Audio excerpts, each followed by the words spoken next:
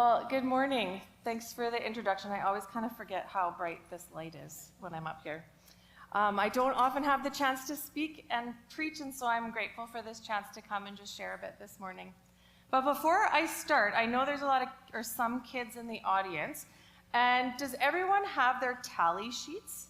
I think in the back there's a tally sheet. There's going to be 10 words on that sheet, and you'll have to listen for those 10 words that I'm going to say today. And once you click off all those words, after the service, if you come and find me, I'll be back by the info desk, and I've got some candy. So you can come and get some candy. Does that sound good? Okay, here we go. Last week, I was catching up online, as has been my summer practice. We are not actually in this building much in the summer, as I think lots of people come and go.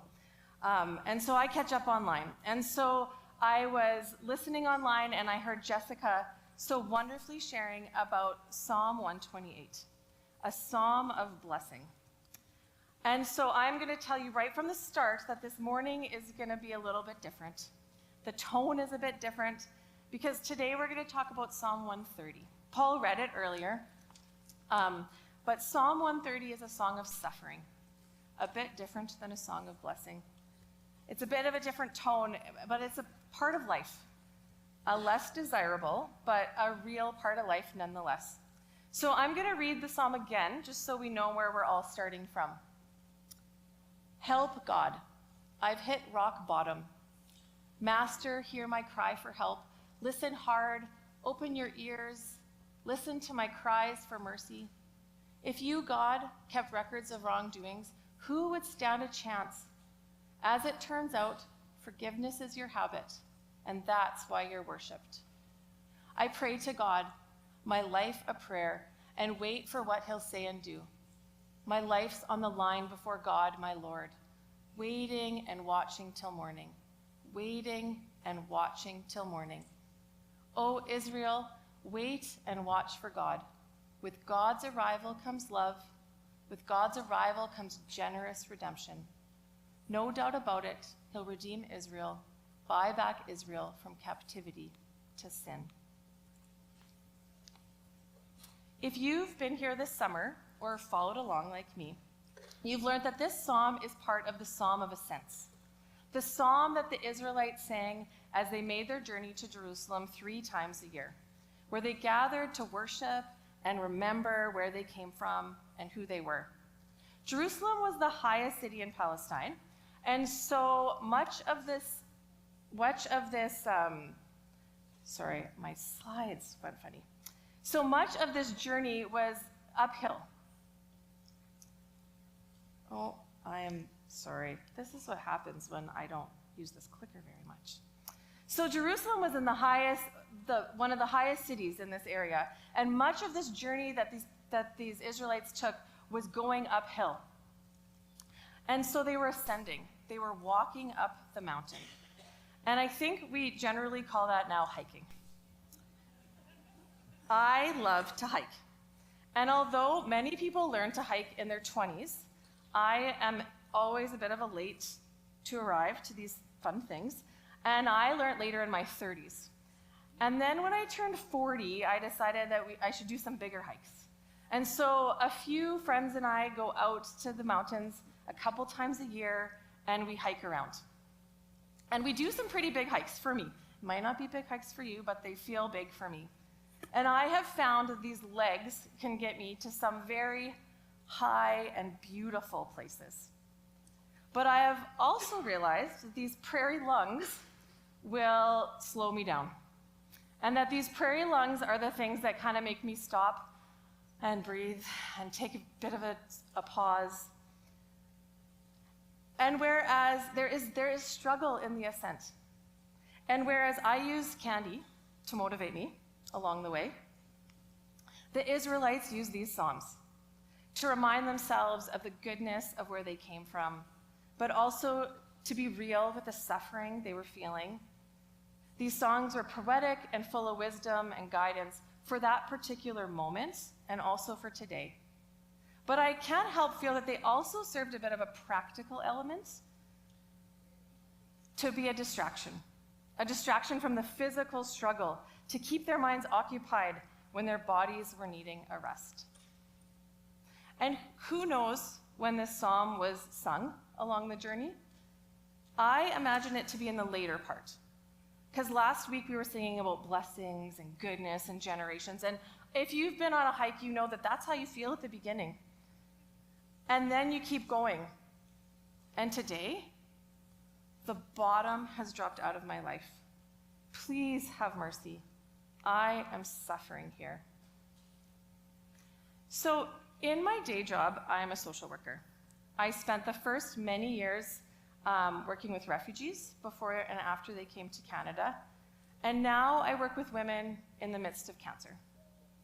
It has been a privileged position to walk alongside people who suffer. And I have learned much about life and suffering from these people. The suffering of refugees is a suffering that most of us cannot comprehend. There's a definition for a refugee. It's the UN definition. A refugee is someone who, owing to a well-founded fear of being persecuted for reasons of race, religion, nationality, membership of a particular social group, or political opinion, is outside the country of his nationality and is unable, or, owing to such fear, is unwilling to avail himself of the protection of that country. Now, sometimes we can do definitions of suffering. We can do these definitions and it puts a little bit of distance. But what this means is that there are people out there being persecuted. Persecution comes in forms of violence, exclusion, hunger, poverty, and they're for reasons of race, religion, nationality. It's just because of who they are. Not because of what they did, just actually who they are. And so actually the persecution, the fear is so much that they have to leave their home, their lives. And they take their kids, whatever they can, and they leave to another country. But the problem is they get to that other country and there's still no safety. And so that country, that nation is not able to protect them. And so they end up in camps or in cities hiding, trying to survive. This is suffering. And people all around the world are suffering like that. 43.7 million people in the world right now meet that definition and suffer like that. Real, desperate suffering. And there is no easy fix for that suffering. It just is what it is. So I worked with refugees for many years, and then I ended up working with people with cancer. It's a whole different world.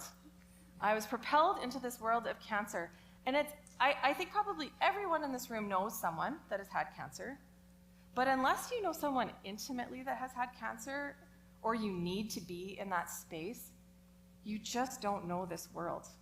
The chemo, the radiation, the pills, the scans, the way you're exhausted and worried and sick. If I'm really honest, it was actually harder to work with cancer than it was to work in the world of refugees. Because the suffering of refugees is so different from my own life. I can really separate it and then come back to my own life. But cancer's everywhere. It's me, it's you, it's all over. And it can be anyone. And so I noticed that when I started working there, I started to become more and more scared, more anxious. And I thought, and this is like so embarrassing to even say out loud, but I thought, well, maybe I'll just keep paying attention to what's happening and there'll be links that I'll notice. Like there's thousands and thousands of people doing research every day to stop cancer. I'm not gonna find the link. But that's what we do. We instinctively want to figure out ways that we are gonna avoid suffering. And so I thought, is it what people are eating?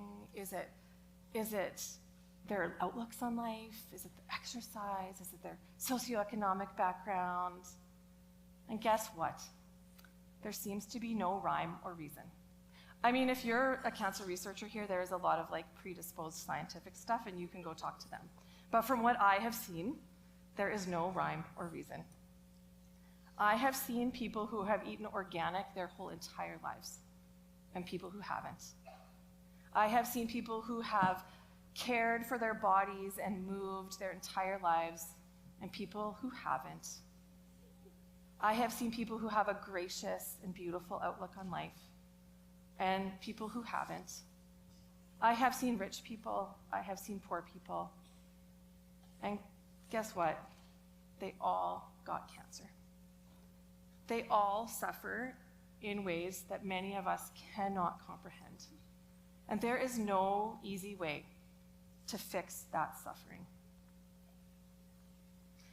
And I am not a refugee, and I do not have cancer. And I don't know how you suffer. The ways your heart aches, the way your bottom has dropped out of your life. The cries you cry and the suffering that you experience. I know my own heartaches. I know the ways that the bottom has dropped out of my life, but I don't know yours. And I'm not going to pretend to know it.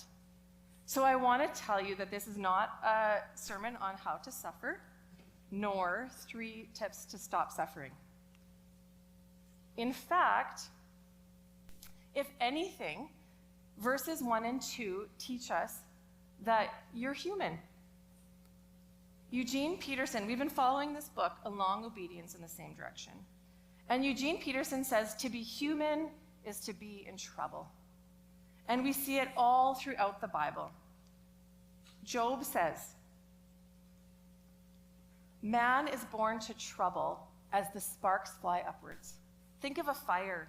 Think of how natural it is that those sparks fly up. Man is born to trouble as sparks fly upwards. And so there you have it. Life is full of suffering, and this psalm clearly articulates it. In fact, Peterson explains that this psalm gives dignity to our suffering. It doesn't look at suffering as something embarrassing or something to hide. It doesn't see suffering as a puzzle that needs to be explained or solved. It simply places suffering directly, honestly, and openly before God. Peterson then goes on to say, if this prize did nothing more than that, it would be a prize. For it is difficult to find anyone in our culture who will respect us when we suffer. And then he goes on, and I'm going to read it straight from the book because I just feel like he articulates it better than I could at this point. He goes on to say, we live in a time when everyone's goal is to be perpetually healthy and constantly happy. If any one of us fails to live up to the standards that are advertised as normative, we are labeled as a problem to be solved, and a host of well-intentioned people try to rush out various cures on us. Or we are looked at as an enigma to be unraveled, in which case we are subjected to endless discussions, our lives examined by researchers zealous for the clue that will account for our lack of health or happiness. We all want to be happy and healthy, and we actually just collectively don't know what to do when we aren't. I remember many years ago, my husband Justin and I were in a small group in another church. And a handful of us we were in our late 20s, early 30s, kind of starting out life. Some of us had our first kids. As much as I knew, no one was outwardly suffering. And in our conversation, Justin asked whether we should expect suffering and what we should do about that.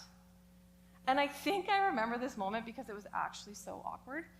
I remember the room went kind of silent, and instinctively the conversation turned away from suffering. Well, we can't expect suffering. Because as if mentioning it was just too much. The mere mention of suffering was just uncomfortable and awkward.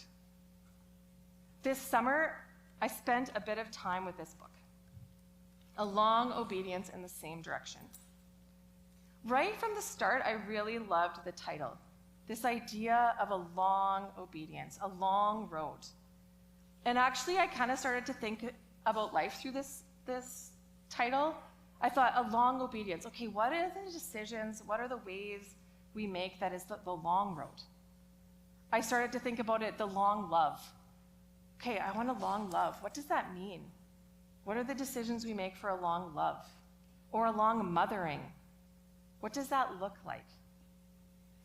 And so I pictured this road, and I pictured it weaving around, and then I pictured there was these offshoots that were kind of like always there to take me off of this long road I wanted to be on.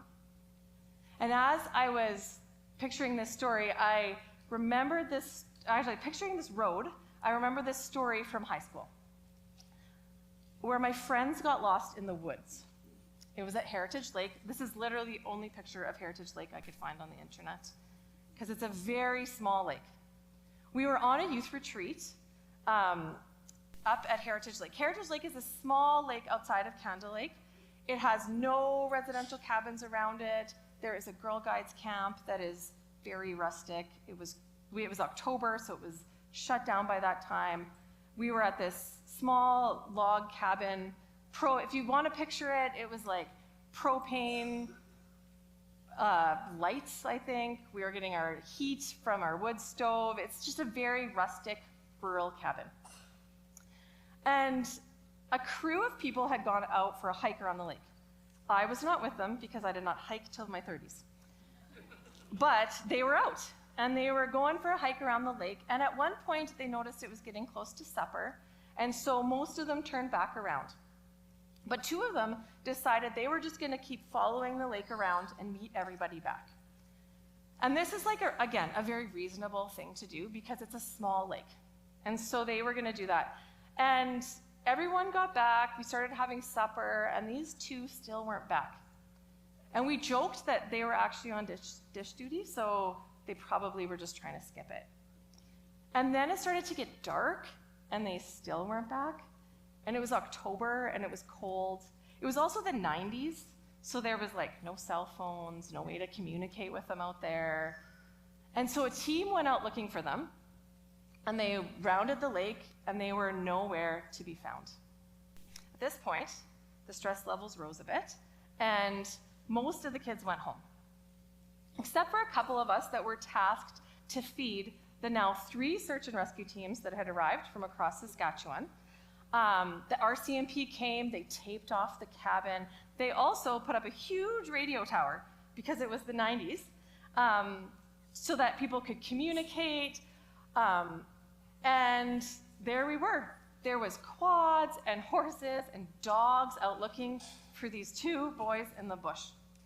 I remember joking that I came down from our top lofts, and it felt like there was tables and RCMP and search rescue teams with these maps trying to figure out where they could be.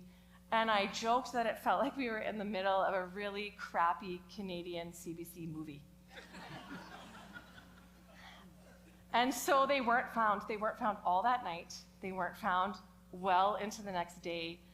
And then the next day, a helicopter was out looking for them and spotted a beige bucket hat.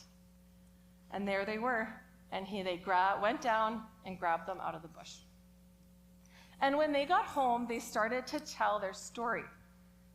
What they'd happened was they had gone on this path around the lake, and they'd continued on until there was like a small creek or marsh or something like that, and they waded through and then kept following the water along the lake, unaware that they were actually not on the same lake. And by the time that they had figured that out, they were too far, and they actually couldn't find their original path, and they just couldn't make their way back. I think of this story, and I think of this path that we've decided to follow. We choose this path of long obedience. It's a choice, and we make it for all sorts of different reasons. And it's a good path. And at the beginning, oftentimes it feels good, just like the blessings from last week. There's this knowledge of God. There's comfort in something beyond us. Maybe even some good things are happening. Oftentimes there's community. It feels good. to be on this road until it doesn't. And then there's suffering. And sometimes suffering just becomes so, like the suffering of refugees and cancer and the suffering sometimes just becomes so everything. And perhaps we forget why we chose this path and what this path is really all about. What is the long obedience on this path? What does that even mean? So Psalm 130 very clearly speaks of suffering, but it interestingly also speaks very clearly of God. God who keeps no records of wrong, God who is characterized by forgiveness and love and generous redemption. And the thing I find interesting about this psalm is that it just speaks of God. It does not say God will fix everything. It just says that it speaks to the character of God that walks alongside suffering.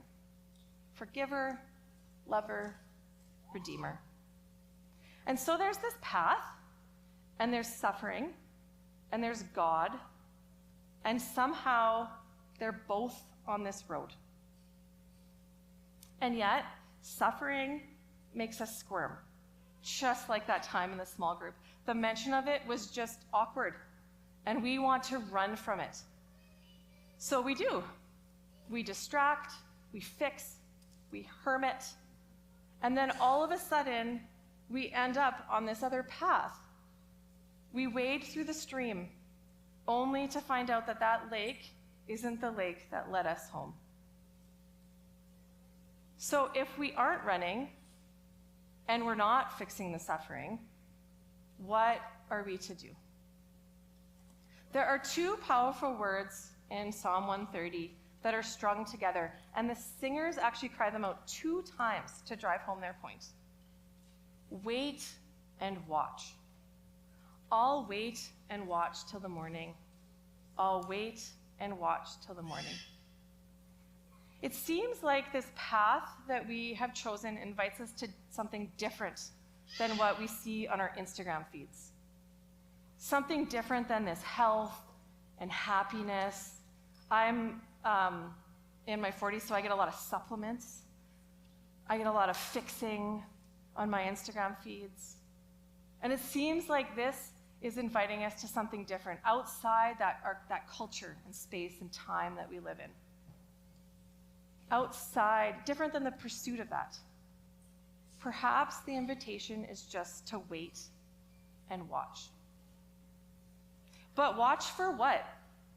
For a cure? Is that what we're watching for? For answers? For a solution?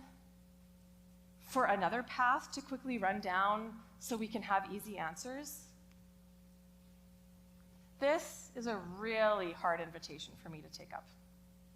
And if I'm very honest, I can take up this invitation at work, where there's a bit of professional distance from suffering, and I can tell you the lessons I've learned there, the ways I've seen waiting and watching, and the beauty of God woven through that suffering. But you know when it's super hard? When the suffering comes close to home. When that suffering hits me or my dear ones, I click into fixer mode.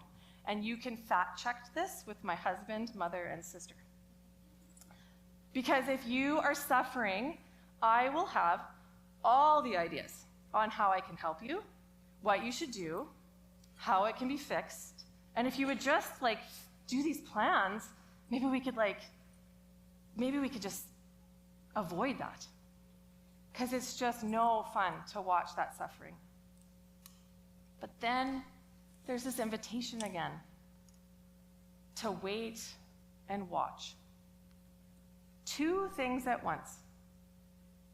This past spring, a few of us from Lakeview gathered each week for a writing group during the month of May. And every week we began by writing 10 things we saw. This writing prompt came from a woman who'd always used writing as a way to understand and process her life. And then at some point, she ended up with a baby in the NICU, a baby who was really sick. And life was really different for her. She had full days in the hospital. She was full of worrying and waiting to see what was going to happen with her baby. And in the midst of it, she knew it was so much, and she needed to do something, but the ways that she had always coped, like she just had no capacity to do that.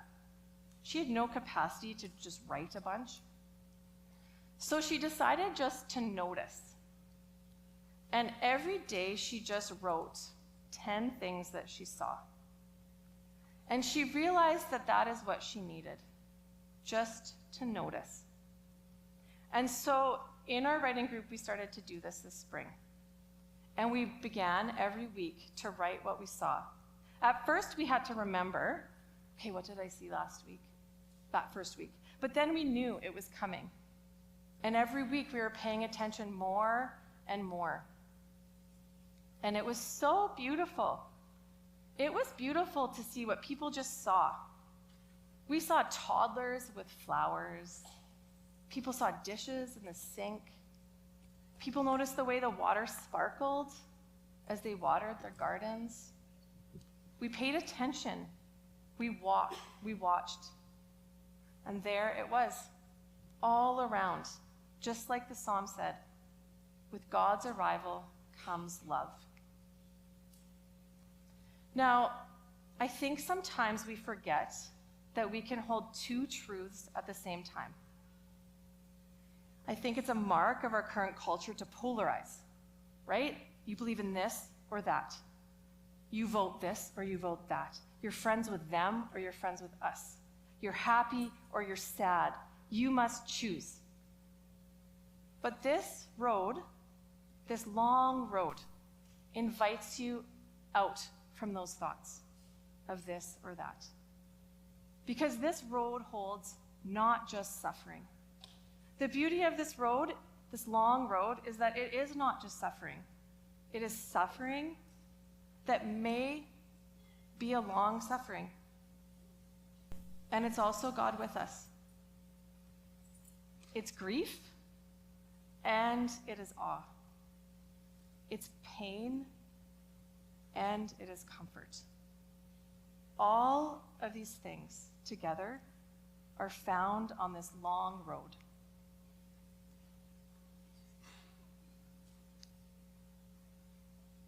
And I know this to be true. I know this to be true.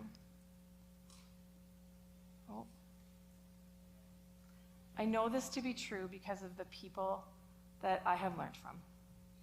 I have sat with people that are in the midst of the despair and yet speak to the love and generosity and provision of God.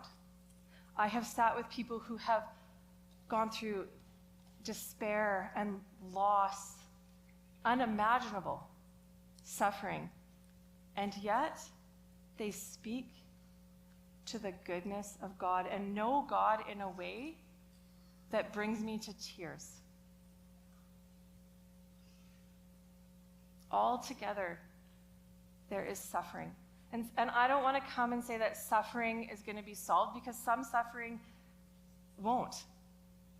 But the beauty is that God is with us.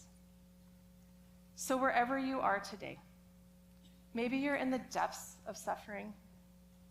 Maybe you're next to this suffering. Maybe you've run down the path trying to fix this suffering. Wherever you are, there is an invitation to wait and watch. Wait and watch for God. With God's arrival comes love. With God's arrival comes generous redemption. May we walk this long road in the same direction, knowing that God is with us.